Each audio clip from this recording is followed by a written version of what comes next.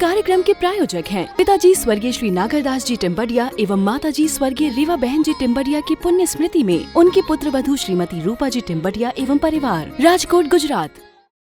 संयम प्रकाश नाम का ये ग्रंथ यहाँ विराजमान है।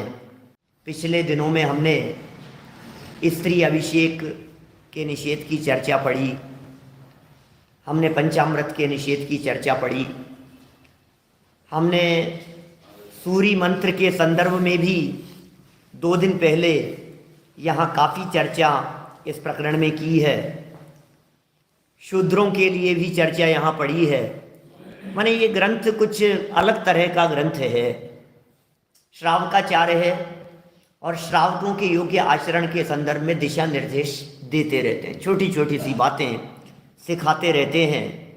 आज प्रकरण कुछ स्थापना के संदर्भ में है, फिर कुछ निर्दोष सप्तमी क्या होती है, ये कहीं चलती है कहीं चलती होगी, कुछ उसके संदर्भ में है, और फल किसको किसका मिलता है, कुछ यह प्रकरण भी यहाँ है। लगभग 2 पेज का प्रकरण हम यहाँ पढ़ेंगे, बहुत ज़्यादा नहीं है। जो बातें उपयोगी है वहाँ रुकेंगे और जहाँ शंका होगी वहाँ हमारे आदरणीय प्रतिष्ठाचार्य भाई साहब अभिनंदन जी साहब बराबर में विराजमान हैं ही। पेज नंबर है 419। बात 19 की कर रहे हैं लेकिन अपन 21 तक पहुंचा देंगे। 2 पेज पढ़ लेना। तो स्थापना, आजकल के चावलों के पुष्पों से स्थापना की जाती है। आजकल चावलों से पुष्पों में स्थापना की जाती है। प्रश्नकर्ता का प्रश्न है, उसको नाम स्थापना कहते हैं। यह तदाकार स्थापना न होने से निराकार है।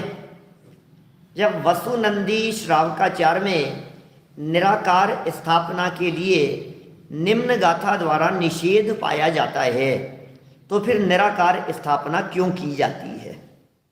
माने स्थापना संबंधी प्रकरण है। चावलों में जो जीव स्थापना करते हैं, जो लोग स्थापना करते हैं, उनके संदर्भ में प्रश्न उठाया है कि भाई ये निराकार स्थापना है ये, और ये निराकार स्थापना नहीं होनी चाहिए। और वसुनंदी श्रावकाचार 384 नंबर गाथा को यहाँ प्रस्तुत किया है। हुंजाव सांपणीये विया ठवणाण होय कायवा लोए कुलिंगमये मोहियम जदा हुई संदेहो। इस हुंडाव सर्पणी काल में लोक में कुलिंगों के आधिक्य होने से संदेह तथा मोह हो सकता है, अतः निराकार स्थापना नहीं करना चाहिए। ये प्रश्नकर्ता का प्रश्न था।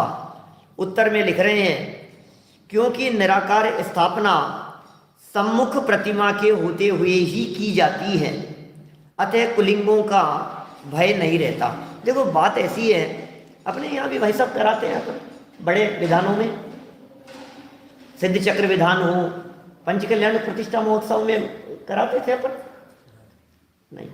इंद्रध्वज विधान है या बड़े विधान हैं, यागमंडल विधान में कराए थे। माने जो स्थापना होती है बड़े आयोजनों के अंदर रखते हैं, वास्तव में अपने थाली में स्थापना करने का कोई प्रयोजन नहीं है। इसलिए प्रयोजन नहीं है क्योंकि जब साक्षात देव सामने विराजमान हैं, तो फिर हम क्यों अलग से यहाँ उसमें स्थापना करें, कुछ उपयोगी नहीं है। फिर आप कहेंगे साहब बड़े बड़े विधानों के अंदर क्यों कराते हैं, कि इसलिए कराते हैं कि वो बहुत दूर परमात्मा वहाँ विराजमान है और लोग घूमते फिरते रहते हैं, चलते रहते हैं, तो एक अलग से स्थापना वहाँ कर दी जाती है। और ये सब उपचार मात्र ही है वास्तव में। तो इनके संबंध में तो आगे चल करके निषेध ही किया है। सदाशिव दास जी का भी एक प्रमाण प्रस्तुत किया है यहाँ रत्नकरण श्रावकाचार का। देखिए लिखा है यहाँ, कुलिंगों का भय नहीं रहता। मतलब ऐसा मत समझिए आप कि उनकी स्थापना वहाँ हो गई तो इसका मतलब वो कोई कुलिंग हो गया, मतलब वो कोई लिंग तो है नहीं, वीतरागी देव तो है नहीं, वो लवंग में कर ली, चावल में कर ली, तो कोई भगवान तो है नहीं। तो फिर किसी ने कहा कि भाई ये तो कुलिंग हो गया। ये ऐसे थोड़ी ना होते हैं हमारे देव, आपने स्थापना कर ली। अगर केवल प्रतिमा को सन्मुख न रखकर यदि अक्षतों में निराकार स्थापना की जाती तो संदेह मोह की आशंका हो सकती थी। इस कारण यह निषेध इस आशय को प्रकट करता है कि केवल अक्षतों में स्थापना नहीं होना चाहिए, प्रतिमा का सन्मुख होना आवश्यक है, जिससे कुलिंगमय इस जगत में संदेह और मोह के उत्पन्न होने को अवकाश न मिल सके। मुनिवीर नंदीकृत आचार सार में भी दोनों प्रकार की स्थापना का दिग्दर्शन कराया है एवं अन्यत्र भी निषेध अतदाकार के लिए नहीं देखा गया है। आचार सार की गाथा को प्रस्तुत किया है। सरल प्रकरण है, अपने लिए कुछ ऐसा बहुत ज़्यादा प्रयोजनभूत जैसा नहीं लग रहा है, इसलिए मैंने सोचा कि करीब करीब 2 पेज अपन यहाँ पढ़ेंगे। देखिए, आचार सार की 28 नंबर गाथा को प्रस्तुत किया। सस्त्यंस्या स्थापना सत्यम प्रतिबिंबाक्षादिषु चंद्र प्रभ जिनेन्द्रोय मित्यादि वचनम प्रथा। तदाकार और अतदाकार नामक स्थापना के 2 भेद हैं। तदाकार माने जैसे भगवान जिनेन्द्र की पुरुषाकार जिनबिंब स्थापना है वो तदाकार स्थापना है। माने हमारी जो जिनेन्द्र देव की प्रतिमाएं होती है, आप भजन बोलते ही हैं, खबर ही है सबको, जिन प्रतिमा जिन सारी की कही जिनागम माही। हमारे यहाँ जिन मंदिरों में जिनेन्द्र देव की जो प्रतिमा होती है वो जिनेन्द्र देव जैसी होती है। माने इसको प्रतिमा मत समझना। मैं कभी ऐसा कहता हूँ, भाई साहब हम लोग मूर्ति पूजक हैं या नहीं है? क्या सुदीप जी, हम मूर्ति पूजक हैं या नहीं है? सुमित जी, हैं मूर्ति पूजक हम लोग? नहीं? हाँ, क्या कहना है? हाँ, हम मूर्ति पूजक नहीं है। हम लोग मूर्ति पूजक नहीं है बाबू जी। मूर्तियां हैं तो सही भगवान की, कि नहीं, मूर्ति के माध्यम से मूर्तिमान की पूजा करते हैं हम प्रतिमाओं की पूजन नहीं करते। हम पाषाण की प्रतिमाओं की पूजन नहीं करते। पाषाण की प्रतिमाएं पूजनीय होती भी नहीं है जब तक कि मंत्र विधि से होए प्रतिष्ठा जब तक नहीं हो। माने उनमें प्राण प्रतिष्ठा कर दी जाती है, उनमें देवत्व की स्थापना होती है और तदाकार होती है, क्योंकि समो शरण में साक्षात बैठे हुए अरहंत परमात्मा वस्त्र आभूषण और अलंकरणों से रहित थे। इसलिए जिन मंदिर में विराजमान ये प्रतिमाएं भी समो शरण में मौजूद हमारे उन अरहंत परमात्मा का ही दिग्दर्शन कराती है। यहाँ भगवान की प्रतिमा को देखकर आपको आदिनाथ भगवान, नेमिनाथ भगवान याद नहीं आने चाहिए क्या? बतलाइए। आपको ये प्रतिमा नहीं दिखनी चाहिए, आपको नेमिनाथ भगवान याद आने चाहिए, आपको महावीर भगवान याद आने चाहिए, आपको सीमंदर भगवान याद आने चाहिए। यदि आपको सीमंदर भगवान याद नहीं आते हैं तो प्रतिमा का दर्शन कुछ कार्यकारी नहीं है। ऐसा तक हमने उल्लेख किया 1-2 दिन पहले प्रकरण में। हमने कहा भाई साहब, यदि स्वरूप समझे बिना आप भगवान की प्रतिमा को वंदन कर रहे हैं तो ग्रहित मिथ्यात्व का पाप कमा रहे हैं। ग्रहित मिथ्यात्व का पाप लग रहा है। आपको बहिरंग स्वरूप की खबर नहीं है, आपको अंतरंग स्वरूप की भी खबर नहीं है। भगवान कैसे होते हैं, भगवान की वीतरागता की आपको खबर नहीं है, तो भगवान के सामने क्या करने के लिए आएंगे? भिखारी बन के आएंगे कुछ ना कुछ मांगने के लिए। 2 तरह के भिखारी बताता हूं ना मैं, सुने क्या? 2 तरह के भिखारी होते हैं, आपको नहीं मालूम? एक भिखारी होते हैं जो मंदिर के बाहर बैठकर भीख मांगते हैं, जो मंदिर के बाहर बैठ करके मांगते हैं भाई साहब। और दूसरे भिखारी वे होते हैं जो मंदिर के अंदर आकर के मांगते हैं। जो मंदिर के बाहर वाले भिखारी होते हैं वे मंदिर के बाहर वाले भिखारी फटे हाल होते हैं। उनकी डिमांड भी ज़्यादा नहीं होती, 2-5 रुपया, 2 रुपया 10 रुपया, इससे ज़्यादा उनकी डिमांड नहीं होती। लेकिन जो भिखारी मंदिर के अंदर आकर के मांगते हैं वो थोड़े स्टैंडर्ड वाले होते हैं। उनका थोड़ा स्टैंडर्ड बड़ा होता है। वो 10 रुपये नहीं मांगते भगवान से, वो 10 रुपये तो गुल्लक में डालते हैं। वो 100 रुपये नहीं मांगते भगवान से, 100 का नोट तो गुल्लक में डालते हैं। उनकी डिमांड तो थोड़ी बड़ी होती है। लेकिन भाई हमारे ये जो जैन परंपरा का मार्ग है, ये मांगने का मार्ग नहीं है, ये भिखारीपन का मार्ग नहीं है। और ये भिखारीपन तब तक बना रहता है जब तक भगवान का असली स्वरूप हम नहीं समझते हैं। ये पक्का समझ लेना आप, भगवान का असली स्वरूप जब तक समझ में नहीं आएगा तब तक आपने दर्शन किसके किए ये तो बताओ। वीतरागता को जाने बिना दर्शन किसके किए, सर्वज्ञ को जाने बिना दर्शन किसके किए। आपको यदि दर्शन करते समय उनके गुण धर्म याद नहीं आ रहे हैं तो हमारे द्वारा किया गया नमस्कार निश्चित तौर पर गृहीत मिथ्यात्व है। दो तरह के स्वरूप हो सकते हैं परमात्मा के, एक तो हो सकता है अंतरंग स्वरूप और एक हो सकता है बहिरंग स्वरूप। अंतरंग स्वरूप को पहचान लेने से अग्रहीत मिथ्यात्व चला जाता है और बहिरंग स्वरूप भी यदि ढंग से समझ लेवे तो जीवन में ग्रहीत मिथ्यात्व नहीं टिकता है।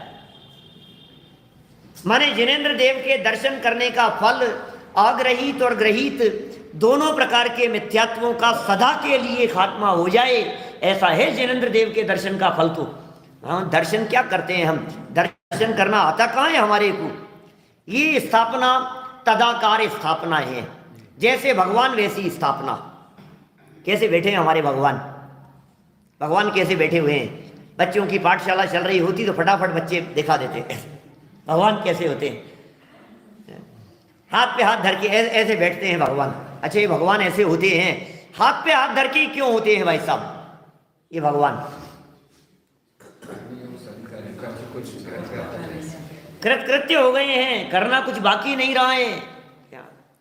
हाथ पे हाथ धर के बैठे होते हैं, इसका मतलब ये है कि भगवान अकर्ता हैं। हाथ पे हाथ धर के बैठे हुए हैं, इसका मतलब वे कुछ कर नहीं रहे हैं।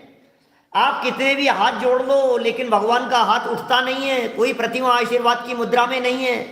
इसका मतलब ये है हम आशीर्वाद की भावना से यदि आए, प्रभु थोड़ी सी कृपा दृष्टि, वो दृष्टि देते ही नहीं है क्योंकि उनकी तो नासाग्र दृष्टि है, अंतरोन्मुखी दृष्टि है। न उनकी दृष्टि हमारे ऊपर है, न उनका आशीर्वाद हमारे ऊपर है। और भक्तों की भावना तो यही बनी रहती है कि प्रभु थोड़ी सी कृपा, बस आपका आशीर्वाद।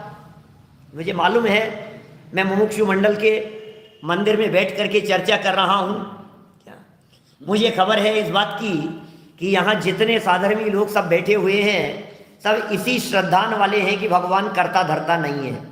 लेकिन फिर भी मैं ये बात कह रहा हूँ, मुझे मालूम है जिनसे भी पूछेंगे, जिनसे भी बात करेंगे, सब यही कहेंगे भगवान करता धरता नहीं है, भगवान करता धरता नहीं है। ऐसा ही है ना भाई साहब, बिल्कुल पक्का है ना, श्रद्धा हो गई ना। इस श्रद्धा को सम्यक दर्शन कहते हैं। सच में इस श्रद्धा को सम्यक दर्शन कहते हैं। जब कोई दुविधा में उलझ जाते हैं क्या, तब बतलाइए आपकी श्रद्धा का क्या होता है। जब किसी तरह का कोई संकट आ जाता है, जब गवर्नमेंट का किसी तरह का कोई ऑर्डर आ जाता है, जब कहीं जमीन दुकान बिजनेस संबंधी कहीं मैटर कोई उलझ जाता है, जब कहीं मामला फंस जाता है, तब भगवान के सामने खड़े होकर के क्या हाथ जोड़ते हुए, हे भगवान निपट जाए बस ये काम। और फिर साथ में मायाचारी कैसी, भगवान मैं जानता हूं वैसे आप वीतरागी हो, करोगे तो कुछ नहीं, लेकिन फिर भी क्या बराबर है। तो मतलब सही जगह पर सही बात कह रहा हूं मैं। अरे हमारे दिमाग अंदर में दिल के कोने में ये बात पता नहीं क्यों बैठी हुई है। कहीं किसी अतिशय क्षेत्र पर चले गए, कहीं किसी प्राचीन जिन मंदिर में चले गए, भाई साहब अंदर में ये बात घर किए हुए बैठी है कि बस हे भगवान ये काम बस शांति से निपट जाए। क्या कह रहे हो तुम तो अकर्तावादी हो ना। हे भगवान बस हमारी प्रतिष्ठा शांति से निपट जाए, हे प्रभु बस और कुछ नहीं चाहिए आपसे। तो मांग तो रहा है। बोलता भी जाता है कि भगवान आप कुछ करने वाले नहीं हो, कहता भी जाता है भगवान आप अकर्ता हैं, और फिर करता भी जाता है। पता नहीं बड़ी विचित्र स्थिति है। ये पंचम काल के मनुष्यों की ऐसी हालत है, क्या करें। पंचम काल के जीवों की ऐसी ही दशा है। तो देखिए तदाकार स्थापना में यह बात सिद्ध हो गई, तदाकार स्थापना में यह बात स्पष्ट कर दी गई कि समूह शरण में बैठे हुए वीतरागी जिनेंद्र देव भी हाथ पे हाथ धर करके ही बैठे थे। वहां जाने वाले चक्रवर्तियों को आशीर्वाद नहीं मिला, समूह शरण में जाने वाले सौधर्मेंद्र को भगवान ने आशीर्वाद नहीं दिया, और हम ये अपेक्षा रख करके आए कि हमें भगवान का आशीर्वाद मिल जाए, तो बहुत बड़ी गलतफहमी में है। और सुनो, आप तो आज मांगने के लिए आए हो समस्या का समाधान, भगवान के ज्ञान में तो अनंत काल पहले से झलक रहा है। अब बोले अब चेंज कैसे करें, और चेंज कर देंगे तो ज्ञान गड़बड़ हो जाएगा हमारा, क्या होगा। इसलिए अभी जो 7-8 बोल बतला रहे थे भाई साहब, उसमें से पहला बोल सर्वज्ञता का विश्वास। बस जिसे सर्वज्ञता का विश्वास होगा उसके अंदर में मांगने की प्रवृत्ति नहीं होगी। ये तदाकार स्थापना का फल है, और दूसरी होती है अतदाकार स्थापना, जगत में लोगों द्वारा की जाती है, रंगे हुए चावलों में स्थापना कर देते हैं, वो स्थापना अतदाकार है, और उनमें चंद्र प्रभु की स्थापना कर देते हैं, लोग ऐसा मानते हैं, और कहते हैं आकार प्रकार बनाकर नाम रखना ये तदाकार है, और आकार प्रकार न बनाकर किसी वस्तु में स्थापना करना अतदाकार स्थापना है। इस प्रकार सिद्धांतों में दोनों ही स्थापना का विधान मिलता है, तदाकार और अतदाकार स्थापना। पंडित सदाशिवदास जी ने रत्नकरण श्रावकाचार्य की टीका में लिखा है कि ये स्थापना संवत 1870 से चालू हुई है, 200 साल पहले से सदाशिवदास जी ने लिखा है। उससे पहले ये स्थापना नहीं चलती थी। इसका मतलब स्थापना की परंपरा शाश्वत परंपरा नहीं है, ये जैन परंपरा नहीं है। कौन सी परंपरा? ये अतदाकार स्थापना वाली, चावलों में स्थापना कर दी, लवंग में कर दी, और रत्नकरण श्रावकाचार्य में तो उन्होंने बहुत दृढ़ता से इसके ऊपर प्रहार किया है, उन्होंने चोट मारी है। और आचार्य सूर्य सागर जी महाराज इस बात को यहाँ लिख रहे हैं कि ये स्थापना संवत 1870 से चालू हुई है। हमारे विचार में पुष्पों में भगवान का आह्वान, स्थापना आदि क्रिया की जाती है, वे सत्कार प्रदर्शक है और कुछ नहीं। ये विचार व्यक्त कर दिया अपना, सत्कार प्रदर्शक है, क्योंकि सिद्ध और अरहंत भगवान का आगमन तो होता ही नहीं है। काय का आह्वान कर रहे हो, काय का स्थापन कर रहे हो आप? अत्र अवतर अवतर अवतर, भावना के अलावा और क्या है भाई साहब? अत्र तिष्ठ तिष्ठ, भावना के अलावा और क्या है? अत्र मम सन्निहितो, भावना के अलावा तो और कुछ भी नहीं है। नहीं तो भगवान आने वाले हैं और सच में हम उन्हें बुलाने वाले भी नहीं हैं। बड़ा मामला गड़बड़ है भाई साहब। क्या भक्ति चल रही थी और भक्ति चलते चलते गा रहा था, क्या चले आना प्रभु जी चले आना, और इतनी देर में दूसरे ने माइक ले लिया, भक्ति बदल दी, हमको भी बुला लो प्रभु सिद्धों के दरबार में। भगवान भी आते आते कंफ्यूज हो गए कि यार मुझे बुला रहा है कि तू आ रहा है, कर क्या रहा है, चाहता क्या है? कोई भगवान आने वाले नहीं है। एक बार जो सिद्धालय में चले गए वे दोबारा लौट करके आने वाले नहीं है भाई साहब, ये हम सब बराबर जानते हैं। तो भावनाओं के अलावा और क्या है? सिर्फ इतनी सी भावनाएं हैं कि हमारे सन्मुख भगवान है, हम पूजन कर रहे हैं। हमारी ये भावना है कि साक्षात देव यहाँ विराजमान है, हमने स्थापना कर दी है। इसका मतलब अब जब तक विसर्जन नहीं होगा तब तक हम बीच में नहीं उठेंगे, नहीं जाएंगे। ये भावना है हमारी, भगवान को छोड़ करके कैसे जाएं? आह्वान हो गया, स्थापन हो गई, सन्निधिकरण हो गया। ये लिख रहे हैं यहाँ, क्योंकि सिद्ध और अनंत भगवान का आगमन तो होता ही नहीं है, यह केवल भावना और भावों की उत्कृष्टता एवं आदर सत्कार मात्र है। पूजन करते समय सावधानी के संदर्भ में 2 लाइनें लिख रहे हैं। पूजन करते समय खुला शरीर नहीं होना चाहिए, सावधानी करते हैं सब लोग, पूजन रोजाना करते ही होंगे। खुला शरीर नहीं होना चाहिए, एक धोती और दुपट्टा होना अति आवश्यक है। अकेली धोती में नहीं, अकेला दुपट्टा तो खैर कोई उड़ते ही नहीं होंगे, तो धोती के माने धोती के साथ में दुपट्टा भी होना चाहिए। और लिख रहे हैं साथ में पूजन के कपड़े अत्यंत शुद्ध ऐसे होने चाहिए जो घर पर काम में न आए हो,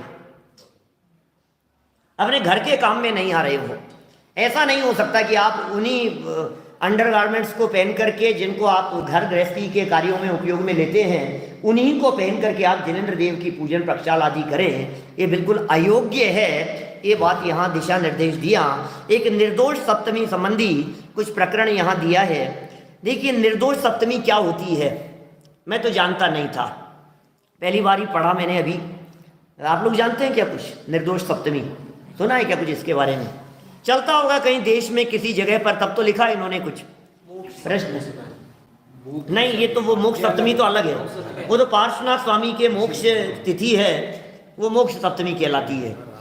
ये निर्दोष सप्तमी जाने क्या होती है, लेकिन पहले तो बता रहे हैं फिर उसका निषेध कर रहे हैं। तो सुनो, प्रश्न उठाया, निर्दोष सप्तमी के दिन प्रोषधोपवास करना और भगवान को एक दुग्ध से भरे हुए कुंड में रख देना, फिर रात्रि भर उसमें ही रखने से महान पुण्य का आश्रय होता है, ऐसा मानना ये कहाँ तक ठीक है एवं इसका उल्लेख किसी जैन सिद्धांत में है या नहीं है? माने मैं समझता हूँ कि कहीं दक्षिण भारत में कहीं इस तरह की कोई परंपरा चलती होगी, ध्यान है क्या कुछ उधर इस तरह का कहीं कुछ? माने वो प्रतिमा होती है 10 लक्षण के समय जैसे धूप दशमी का मनाया जाता है। हाँ, हाँ। सप्तमी का भी महाराष्ट्र साइड में, इस साइड में सप्तमी का भी ये अच्छा, सप्तमी के दिन तो सप्तमी के दिन होता होगा इस तरह का कुछ, में संतान साते हैं करके ऐसा कुछ हाँ, हाँ। मानते हैं, खासकर 10 लक्षण के टाइम पे ही। अच्छा, सप्तमी होता होगा कुछ।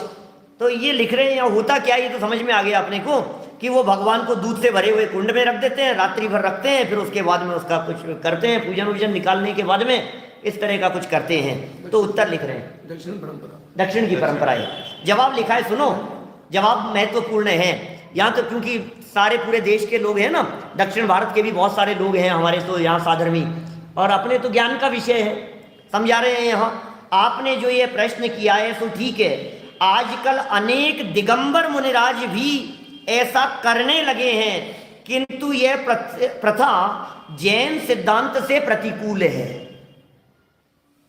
कोई दिगंबर मुनिराज भी यदि करा रहे हो, हमारे जो साधर्मी सुन रहे हैं दक्षिण भारत में, मतलब स्पष्ट शब्दों में ये कह रहे हैं यहाँ कि यदि आपको कुछ ऐसा लगता हो कि भाई ये परंपरा हो, ये तो महाराज कह रहे हैं, महाराज करवा रहे हैं, खुद महाराज करवा रहे हैं, बोले नहीं नहीं, ये प्रथा दिगंबर जैन धर्म के प्रतिकूल है, ये परंपरा बराबर नहीं है, सिद्धांतों के प्रतिकूल है।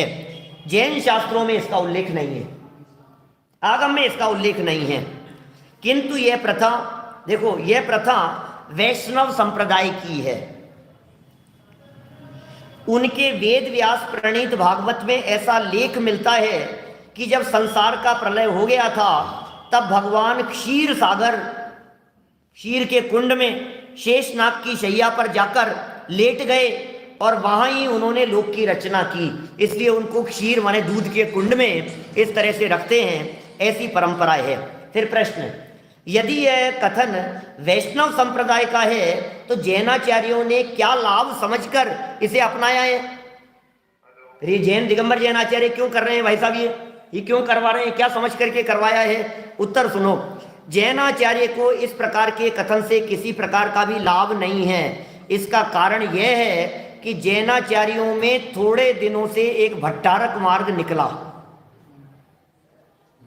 जैन परंपरा में, दक्षिण भारत में, और उन भट्टारकों में ब्राह्मण जाति के भट्टारक हुए। उन्होंने विद्याध्ययन कर एवं विद्वान बनकर ब्राह्मण संप्रदाय की बातें ब्राह्मण जाति के संस्कार के कारण जैन धर्म में डाल दी है। ये इस तरह से ये सब गड़बड़ जितनी भी हो रही है ना, अब अपने यहाँ होती नहीं है, इसलिए अपने को पता नहीं है। इस कार्यक्रम के प्रायोजक हैं पिताजी स्वर्गीय श्री नागरदास जी टिम्बडिया एवं माताजी स्वर्गीय रीवा बहन जी टिम्बडिया की पुण्य स्मृति में उनकी पुत्र वधू श्रीमती रूपा जी टिम्बडिया एवं परिवार, राजकोट, गुजरात।